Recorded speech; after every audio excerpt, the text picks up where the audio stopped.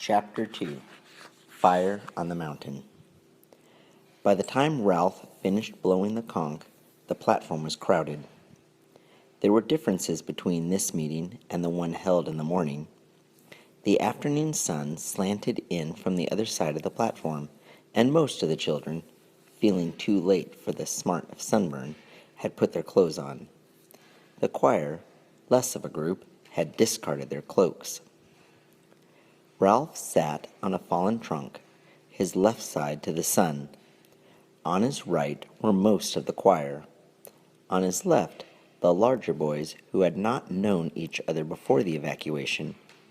Before him, the small children squatted in the grass. Silence now. Ralph lifted the cream and pink shell to his knees, and a sudden breeze scattered light over the platform. He was uncertain whether to stand up or remain sitting. He looked sideways to his left, toward the bathing pool. Piggy was sitting near, but giving no help. Ralph cleared his throat. Well then. All at once he found he could talk fluently and explain what he had to say. He passed a hand through his fair hair and spoke. We're on an island. We've been on the mountaintop and seen water all around. We saw no houses, no smoke, no footprints, no boats, no people. We're on an uninhabited island with no other people on it. Jack broke in.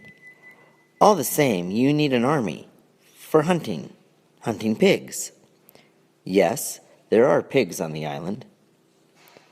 All three of them tried to convey the sense of the pink live thing struggling in the creepers. We saw squealing. It broke away before I could kill it. But next time... Jack slammed his knife into a trunk and looked round challengingly. The meeting settled down. So you see, said Ralph, we need hunters to get us meat. And another thing. He lifted the shell on his knees and looked round for the sun-slashed faces. There aren't any grown-ups. We shall have to look after ourselves. The meeting hummed and was silent. And another thing, we can't have everybody talking at once. We'll have to have hands up, like at school. He held the conch before his face and glanced round the mouth. Then I'll give him the conch. Conch? That's what this shell's called. I'll give the conch to the next person to speak. He can hold it when he's speaking. But, look, and he won't be interrupted, except by me. Jack was on his feet. We'll have rules, he cried excitedly. Lots of rules. Then, when anyone breaks them, wacko. Bong, doink. Ralph felt the conch lifted from his lap.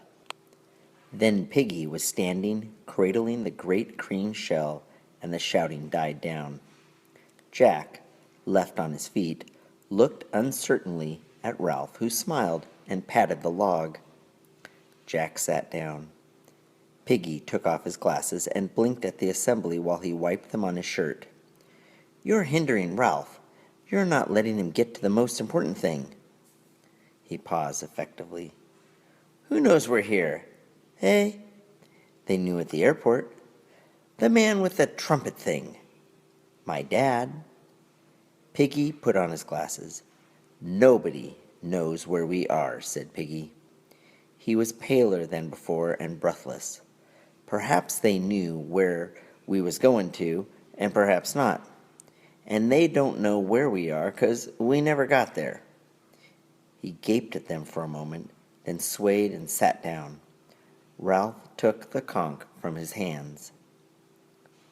That's what I was going to say, he went on, when you all... He gazed at their intent faces. The plane was shot down in flames. Nobody knows where we are. We may be here a long time. The silence was so complete that they could hear the unevenness of Piggy's breathing. The sun slanted in and lay golden over half the platform. The breezes that on the lagoon had chased their tails like kittens were finding their way across the platform and into the forest.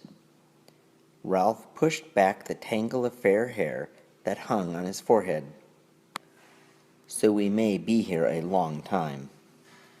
Nobody said anything. He grinned suddenly. "But this is a good island. Jack Simon and me, we climbed the mountain. It's wizard. There's food and drink and rocks, blue flowers."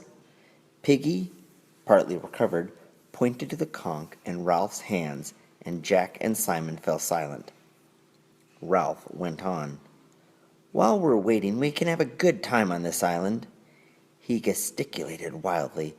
"It's like in a book." At once there was a clamor. "Treasure Island! Swallows and Amazons! Coral Island!" Ralph waved the conch. "This is our island. It's a good island. Until the grown-ups come to fetch us, we'll have fun." Jack held out his hand for the conch. "There's pigs," he said. "There's food and bathing water in that little stream along there, and everything. Didn't anyone find anything else?" He handed the conch back to Ralph and sat down. Apparently, no one had found anything. The older boys first noticed the child when he resisted. There was a group of little boys urging him forward, and he did not want to go. He was a shrimp of a boy, about 6 years old, and one side of his face was blotted out by a mulberry-colored birthmark. He stood now, warped out of the perpendicular by the fierce light of publicity, and he bored into the coarse grass with one toe. He was muttering and about to cry. The other little boys, whispering but serious, pushed him toward Ralph. "All right," said Ralph. "Come on, then." The small boy looked round in panic. "Speak up." The small boy held out his hands for the conch, and the assembly shouted with laughter. At once he snatched back his hands and started to cry.